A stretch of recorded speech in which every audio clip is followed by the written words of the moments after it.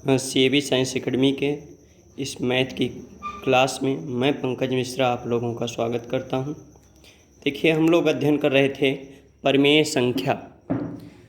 परिमेय संख्या में परिमेय संख्याओं का जोड़ना हम लोग पढ़ लिए थे। आइए आज पढ़ते हैं परिमेय संख्याओं का घटाव।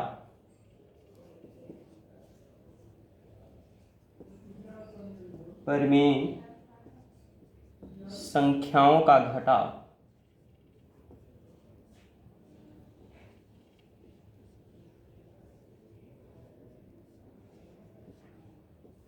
ध्यान दीजिएगा, परिमेय संख्याओं को कैसे घटाएंगे, किस प्रकार घटाएंगे, ठीक है। इनके कौन कौन से गुणधर्म होते हैं, इन सभी चीज़ों का हम आज इस वीडियो में अध्ययन करेंगे।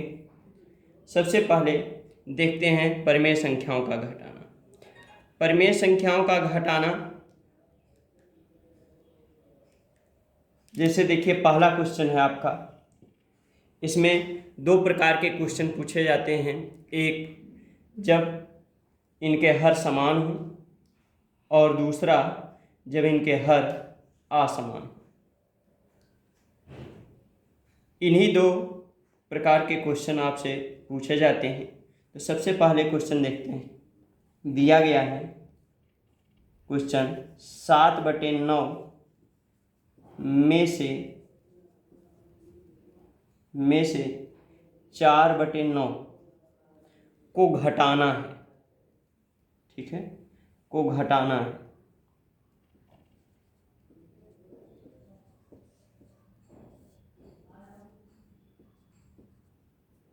घटाइए। अब देखिए, इसको घटाना है तो क्या करेंगे, 7/9 - 4/9 कर दिया जाएगा। अब इसमें इनके हर बराबर हैं तो अंश को घटा लेंगे। कितना हो जाएगा, 7 - 4/9। 7 में से 4 गया 3, 3/9। इसको और सिंप्लीफाई करा दीजिए। 3 × 1 = 3, 3 × 3 = 9, 1/3 यह आपका आंसर हो गया, ठीक है। अगला क्वेश्चन देखते हैं। अगला क्वेश्चन आपका जैसे दिया गया है,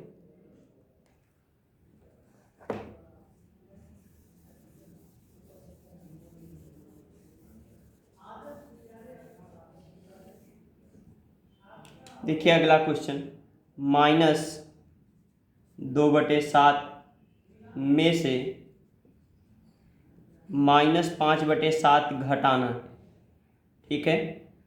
तो ध्यान दीजिए, -2/7 -5/7 करेंगे तो इसमें क्या प्राप्त हो जाएगा, -2/7 और ये माइनस ब्रैकेट ओपन करेंगे। आप जानते हैं कि जब समान चिन्हों का गुणा होता है उसका मान प्लस आता है, ठीक है, उसका मान प्लस आता है। और जब असमान चिन्हों का गुणा होता है तो उनका मान माइनस आता है, ठीक है। तो इन्हीं का प्रयोग करेंगे। तो देखिए, दोनों माइनस माइनस है, समान है, इनका गुणा होगा तो ये प्लस हो जाएगा, +5/7 हो जाएगा। अब इनके हर बराबर हैं तो इनके अंश को जोड़ा या घटाया जा सकता है। तो कितना आ जाएगा, -2 + 5/7 कितना हो जाएगा, 5 में से 2 घट जाएगा, आपका प्राप्त होगा 3/7। यही आपका आंसर हो गया। चलिए अगले क्वेश्चन की ओर चलते हैं। अगला क्वेश्चन समझते हैं।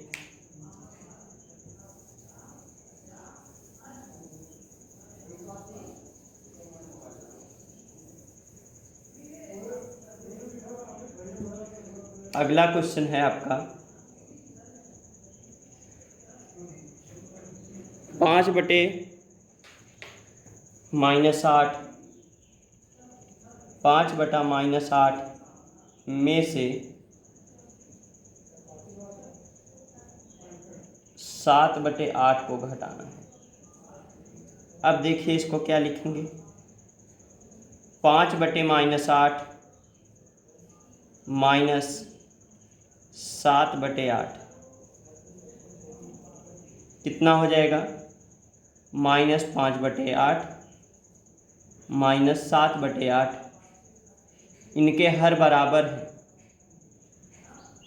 अंश को जोड़ा या घटाया जा सकता है। अब देखिए दोनों के चिन्ह समान हैं, इसलिए ये दोनों जुड़ जाएंगे। कितना आ जाएगा, 7 5 12 माइनस 12/8। इसको और भी सरल आप कर सकते हैं, ठीक है, सरल कर दीजिए। 4 से कट जाएंगे, 4 3 12, 4 दूना 8, कितना आ जाएगा, -3/2। ये आंसर हो जाएगा, ठीक है। चलिए अगला क्वेश्चन समझते हैं। अगला क्वेश्चन, अब देखिए कुछ आपके दूसरे टाइप के क्वेश्चन देख लें जिसमें हर बराबर नहीं होता है। उस प्रकार के क्वेश्चनों को कैसे सॉल्व करेंगे जिसमें हर बराबर नहीं होता है, ठीक है। देखिए जैसे आपका दिया है 16/15 में से 7/5 को घटाना,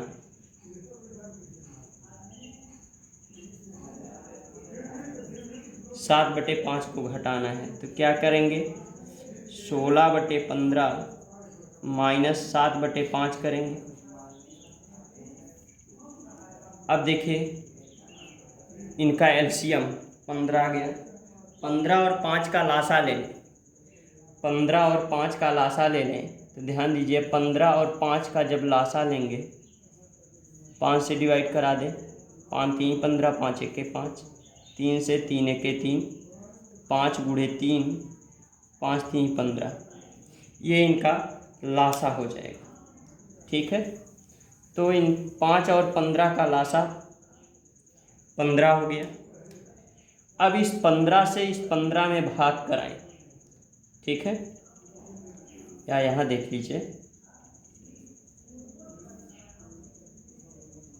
इस 15 से इस 15 में भाग कराएं, कितना भागफल होगा, 1। जो भागफल 1 प्राप्त हुआ उससे इसके अंश में गुणा करा दीजिए, माइनस 5 से इसमें भाग कराइए, 5 3 15, भागफल कितना मिला, 3, तो 3 से इसके अंश में गुणा, कितना हो जाएगा, 16 1 16 माइनस 7 3 21/15। अब देखिए 16 और 21, 16 आपकी धनात्मक संख्या है, 21 आपकी ऋणात्मक संख्या है। तो हमेशा बड़े में से ही छोटे को घटाते हैं, 21 में से 16 को घटाएंगे आपका 5 मिलेगा, परंतु जो अंक बड़ा होता है उसी का चिन्ह लगाते हैं। तो 21 बड़ा है, इसका चिन्ह क्या है, ऋणात्मक है, तो माइनस का चिन्ह लगा दीजिए बटे 15। 5 से इसको काट सकते हैं, 5 1 5 और 5 3 15, यही ना, क्या आंसर मिला, -1/3, यही आपका आंसर हो जाएगा, ठीक। चलिए अगला क्वेश्चन इसी प्रकार समझते हैं। अगला क्वेश्चन,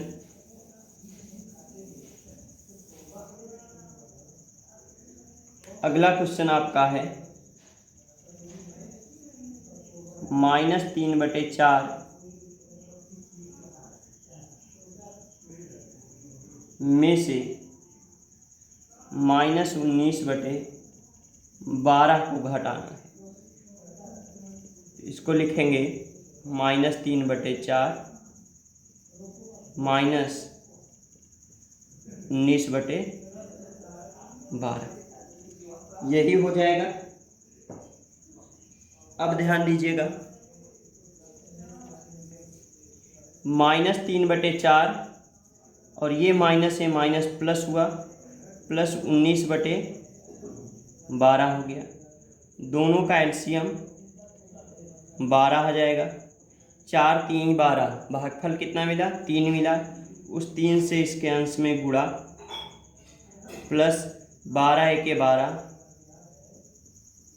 उस भागफल 1 से इसके अंश में गुणा, गुणनफल निकाल लीजिए। 3 3 9 -9 प्लस 19 1 19/12। अब देखिए 19 में से 9 घट जाएगा, कितना बचा? 10, 10/12। इसको भी सरल कर सकते हैं। इसको सरल कर दीजिए। 2 5 10, 2 6 12, कितना आंसर मिला? 5/6। यही आपका आंसर हो जाएगा।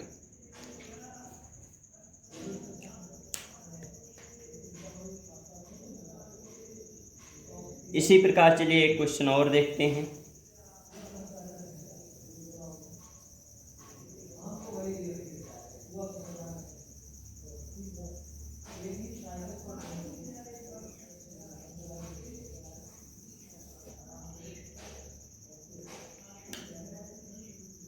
क्वेश्चन है आपका 5/24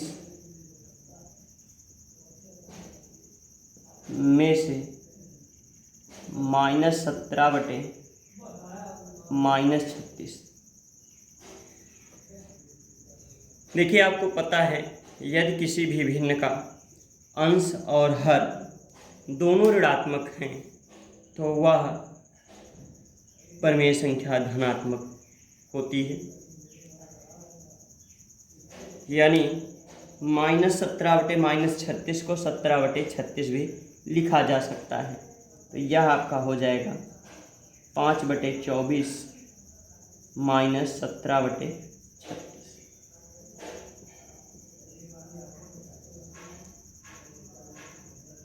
इनका एलसीएम 24 36 का एलसीएम ले लीजिए, 72 आ जाएगा। देखिए 12 दूनी 24, 12 तियाई 36, ठीक है। 12 गुणे 2 गुणे 3, 12 6 72, ठीक। तो इनका एलसीएम कितना आ गया? 72 आ गया। 24 से भाग कराएं, 24 तियां 72, 3 गुणे 5 कर लीजिए, माइनस 36 दूना 72, 17 गुणे 2 कर लीजिए, कितना हो गया? 5 3 15 माइनस 17 दूनी 34/72। अब देखिए 15 में से तो 34 घटेगा नहीं,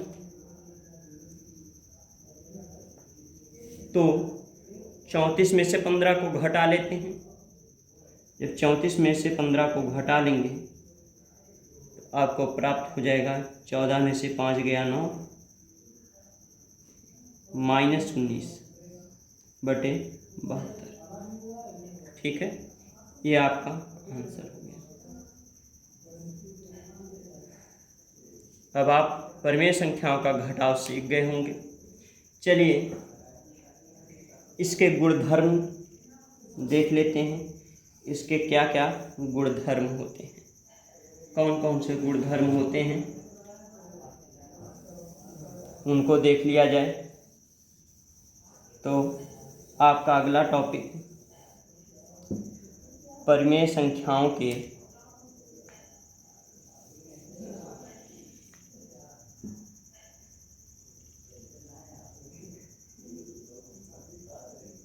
घटाव के गुणधर्म।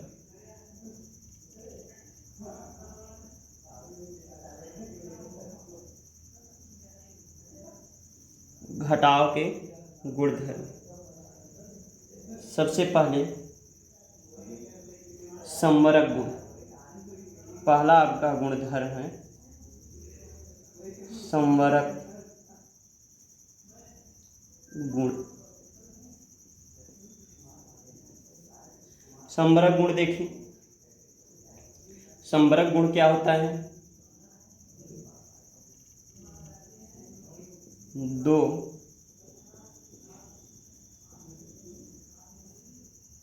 परिमेय संख्याओं का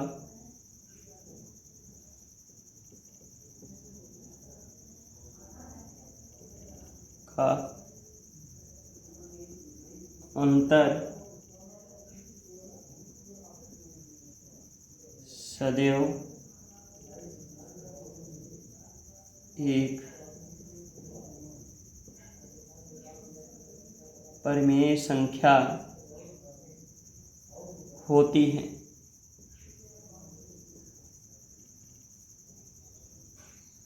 ठीक है।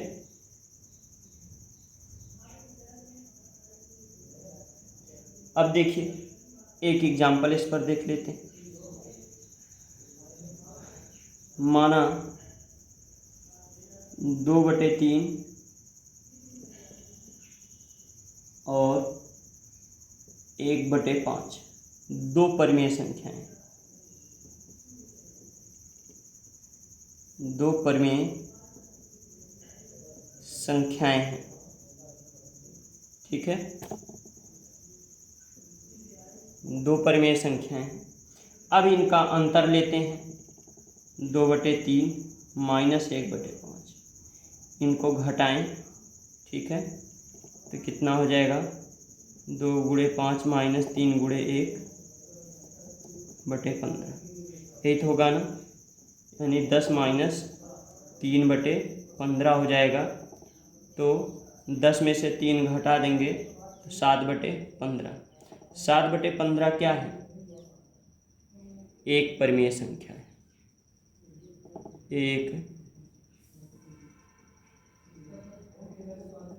परिमेय संख्या। तो इस प्रकार से आप कोई भी दो परिमेय संख्याओं का अंतर निकालेंगे तो उन दोनों परिमेय संख्याओं का अंतर सदैव एक परिमेय संख्या ही प्राप्त होगी।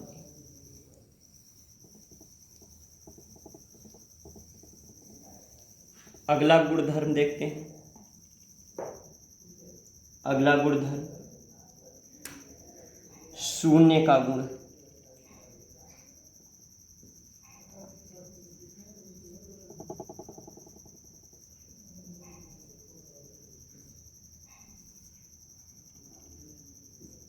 कोई भी परिमेय संख्या P/Q है, उसमें यदि शून्य को घटाएं, ठीक है, तो हमें वही परिमेय संख्या प्राप्त होगी।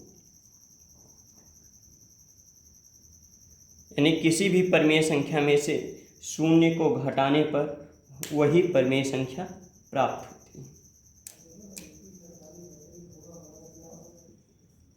किसी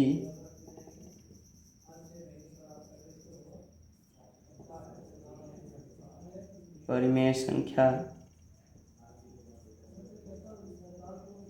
में से शून्य को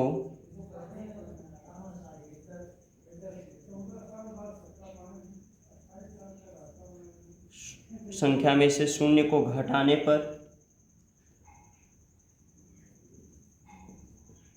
हमें वही परिमेय संख्या प्राप्त होगी, वही परिमेय संख्या प्राप्त होगी। ठीक है, जैसे एग्जांपल देख लीजिए, 2/3 एक परिमेय संख्या है।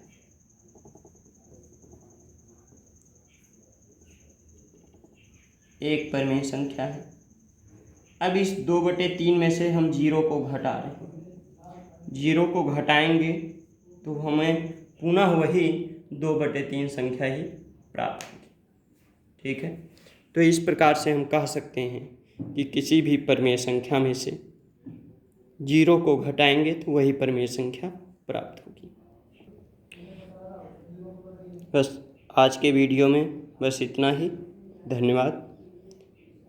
हाँ, देखिए एक एक टॉपिक आप लोगों को बता रहे हैं, उस टॉपिक का आप निरंतर अभ्यास करते रहें। आप निरंतर उसका अभ्यास करेंगे तभी आपको कंठस्थ होगा, क्योंकि मैथ आपको अभ्यास करने वाला ही सब्जेक्ट है। जितना आप अधिक से अधिक अभ्यास करेंगे उतना ही आपका मजबूत होगा मैथ।